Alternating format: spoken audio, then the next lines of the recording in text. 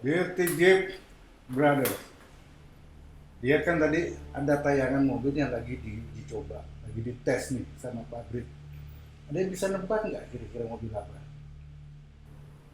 Nah ini yang kita mau ulas nih tentang sebuah SUV baru yang dikeluarkan oleh Ford, dan ini sudah jadi perbincangan di seluruh dunia. Walaupun mobil ini baru akan diluncurkan pada musim panas 2021, tapi katanya sudah ribuan yang antri, luar biasa. Oke, pasti sudah tahu kan SUV ini adalah SUV Ford dengan nama Bronco. Kita jadi teringat nih, eh, Bronco sebenarnya bukan bukan eh, produk baru, dia produk lama. Dan buat saya yang menarik adalah tampilan Bronco 2021 ini mengingatkan saya pada Scott International. Kalau tahu ada The Dengkot Off-Road di Indonesia namanya Yuma Wiranata Kusuma. Ini dulu dia sempat pakai Scott International di berbagai medan off-road di awal-awal tahun 90-an lah, akhir 80-an dan awal tahun 90-an. Yuma pakai Scott International, dan bahkan mobil ini juga dipakai sama Yuma untuk, ingat nggak, acara Gilas Mobil Otomotif. Nah itu dia dipakai oleh Yuma. Jadi kenapa saya singgung soal Scott ini, karena memang saya terkesan dengan model atau tampilan yang sekarang. Kalau mau dikatakan bahwa memang begitu tampilan Bronco, menurut pendapat saya nggak persis, karena dulu memang cenderung kotak-kotak, dan justru dia lebih mengambil pada model Scout, meskipun secara dimensi dia lebih kecil. Dari dulu juga Bronco hadir itu dengan dimensi yang lebih kecil dibandingkan dengan pesaingnya, misalnya Scout tadi, terus apalagi dengan CV yang dikeluarkan oleh General Motors. Nah, Bronco ini sebenarnya seperti saya katakan tadi, itu bukan suatu yang baru. Ini adalah reinkarnasi. Jadi pertama dia lahir itu tahun 1965. Ini generasi pertama Bronco. Jadi apa ya istilahnya kalau reinkarnasi itu? Retro.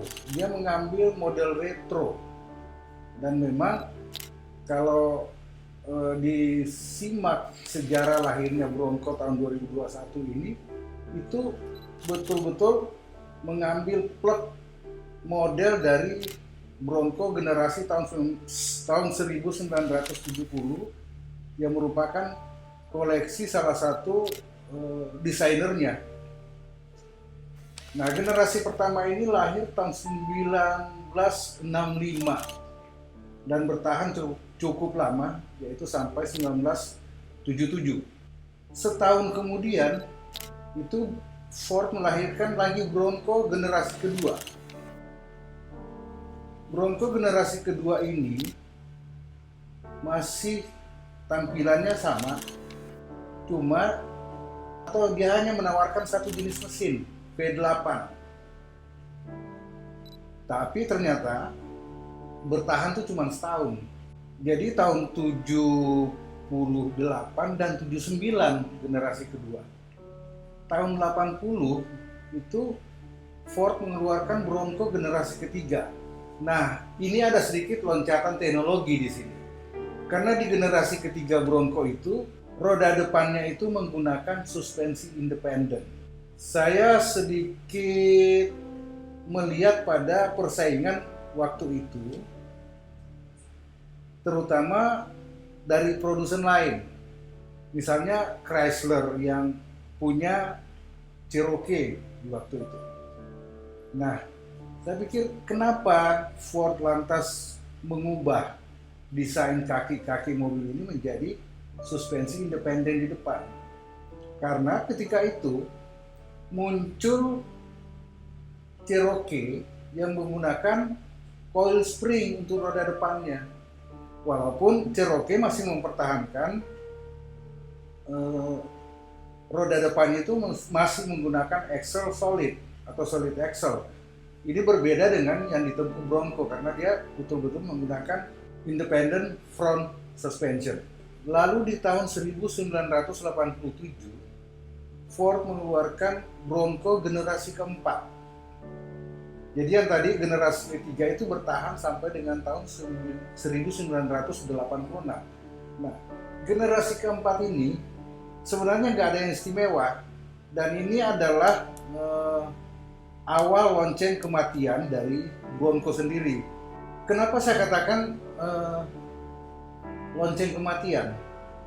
Karena di saat yang sama itu Ford merilis yang namanya F-150 dan Bronco sendiri mengadopsi moncong dari F-150 ini, sehingga tampilannya memang lebih manis karena dia tadi saya katakan dia mengadopsi F-150. Masalahnya adalah konsumen ketika itu lantas nggak memilih Bronco lagi, mereka pindah ke F-150. Ketika itu Bronco masih tetap mempertahankan mesin V8 dengan sistem pasokan bahan bakar karburator. Generasi keempat ini bertahan sampai tahun 1991. Jadi dari 87 ke 91 itu 4 tahun ya. Tahun 92 Bronco benar-benar bunuh diri. Yang bunuh sendiri adalah orang tuanya, Ford. Karena Ford di saat yang sama itu melahirkan Ford Explorer. Nah, ini beda konsep. Kalau saya katakan bahwa Bronco itu adalah jagoan di medan off-road, ini terbukti dari generasi pertama ketika tahun 1969 ya, itu Ford memenangkan lomba off-road yang cukup berat, yaitu Baja 1000 di Amerika, dan dia menang di overall untuk kelas 4x4. Ford Explorer muncul, ini sebenarnya menjadi pembunuh kakaknya. Kenapa? Karena Ford Explorer itu desainnya bukan semata-mata untuk off-road. Jadi Explorer ini sudah didesain yang mirip-mirip dengan SUV yang sekarang. Dia bisa digunakan di perkotaan, dia bisa dipakai ke mall, dan sedikit modifikasi atau masih dalam kondisi standar dia sudah mampu juga digunakan di medan-medan off-road. Nah, ini yang menyebabkan Ford Bronco akhirnya tenggelam. Nah, kelahirannya di tahun 1992 itu memang sempat bertahan 4 tahun. Tapi di tahun 1996 Bronco betul-betul sudah dimatikan atau tidak diproduksi lagi. Di tahun 2020 ini tiba-tiba Bronco muncul. Sebenarnya ini bukan pemunculan baru, karena di tahun 2018 pihak Ford itu sudah menurunkan prototipe Bronco itu kembali ke Baja 1000, ikut berlaga di Baja 1000. Apa yang menarik dari generasi terbaru Bronco ini? Kita lihat teknologinya. Jadi meskipun dia SUV, betul-betul Bronco 2021 yang akan dipasarkan di musim panas 2021 ini itu sudah menggunakan mesin yang modern. Kapasitas mesinnya mulai dari 2,3 liter dilengkapi dengan turbocharger. Kemudian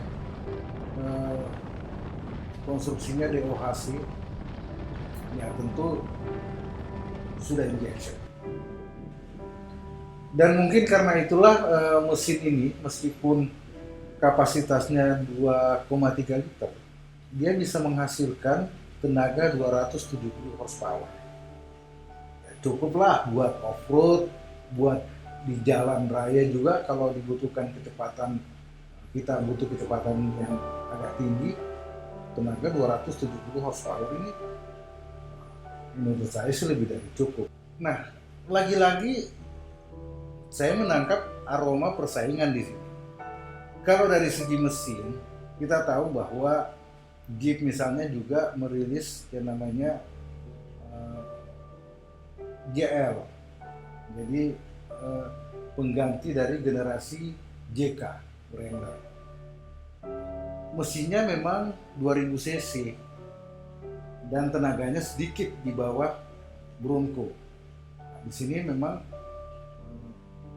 aroma persaingan kembali, dan banyak konsumen di Indonesia memprediksi bahwa kalau Ford Bronco masuk di Indonesia, maka dia akan bersaing ketat dengan Jeep GL ini yang merupakan generasi penerus dari Jeep JK.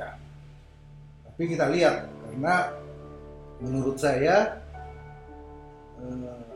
penggemar setiap merek mobil itu memang sudah ada. Ya beda halnya kalau memang konsumen ini mau membeli dengan harapan untuk dijadikan sebagai koleksi. Kalau melihat dari spesifikasi lainnya, saya ingin katakan bahwa sebenarnya kita ini cuma disuruh untuk memilih casing, karena teknologinya hampir sama kok. Ini antara Jeep dengan Ford ini, teknologinya hampir sama. Saya bisa sebutkan beberapa di antaranya. Nah, coba kita bicara kaki-kaki, kardan misalnya ya. Kalau Jeep kan udah terkenal dari dulu dia menggunakan produk Dana. Ford juga tetap masih menggunakan produk Dana, dan baik Rubicon misalnya maupun Bronco sama-sama menggunakan Dana 44. Jadi sama, ini dari sistem penggerak. Nah bedanya, kalau Bronco ini di belakang menggunakan Dana 44 Advantech, tapi di depan seperti saya sebutkan sebelumnya bahwa dia menggunakan suspensi independen juga dari Dana Advantech.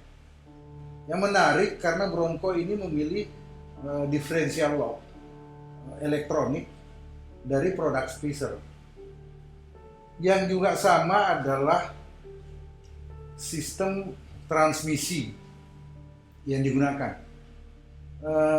Bronco itu menyediakan mode part-time. Kalau ingat part-time ini, ya jujur saya ingat pada Cherokee XJ yang pilihannya ada part-time. Di transfer case-nya juga gigi reduksinya hampir sama. Jadi 2,7 banding 1. Nah ini memang beda kalau mau dibandingkan dengan Jeep yang tipe Rubicon, karena di tipe Rubicon itu transfer case-nya gigi reduksinya 4,1 banding 1 kalau nggak salah. Dan itu jelas kemampuan off-roadnya jauh lebih hebat. Cuma Ford menyiasati dengan menyediakan gigi khusus crawler. Ini nggak tahu nih bagaimana kesaktian dari gear khusus yang disebut sebagai crawler gear oleh Bronco. Itu persamaan-persamaan yang saya sebutkan tadi. Tapi yang menjadi masalah adalah, ya tadi juga saya sudah sebutkan bahwa Bronco mengadopsi independent front suspension, dan konstruksinya ini untuk depan ini dia menggunakan double A-arm. Model ini saya jadi ingat pada model Vitara. Apa yang menyulitkan? Ketika penggemar Bronco punya keinginan untuk melakukan lift up, ini agak repot sedikit. Jadi seperti Vitara zaman dulu, pemilik Vitara itu harus membeli kit lift up itu dari Calvini. Tapi para pemilik Bronco nantinya nggak perlu khawatir sih, karena menurut informasi dari Ford, mereka tuh sudah melakukan kerjasama dengan pihak vendor untuk keperluan aksesori, modifikasi dan lain-lain, sehingga part-part aftermarketnya ini saya pikir cukup banyak, termasuk tentu untuk kebutuhan Liva tadi. So, DTG Brothers, kita nantikan saja bagaimana kiprah Ford Bronco ini nanti kalau seandainya masuk ke Indonesia. Apakah dia akan menggusur Jeep GL? Apakah dia akan menggusur penggemar atau merek-merek yang sudah eksis di Indonesia? Kita tunggu aja. Salam lumpur, salam Bali.